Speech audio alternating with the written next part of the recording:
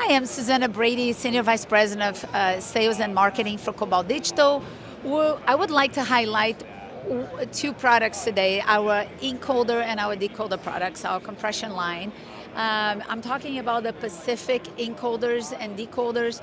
These encoders and decoders, they support MPEG-2, AVC, HEVC, 4K, and also we've added 2110 and IPMX to both products. So the encoders have IPMX 2110 inputs, the decoder has the outputs.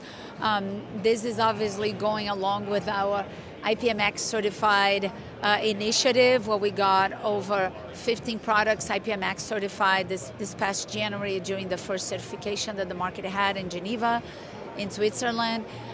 Our Pacific encoder and decoders can actually function as connectors to different IPMX islands, IPMX workflows. The encoder can function as an IPMX to internet gateway, allowing live content to be distributed. The encoder would show within the NMOS controller as a destination, and it would be able to send all the live content to the decoders that would then do the distribution. So you can not only work within an IPMX workflow, but you can actually use these units to interconnect various IPMX different workflows.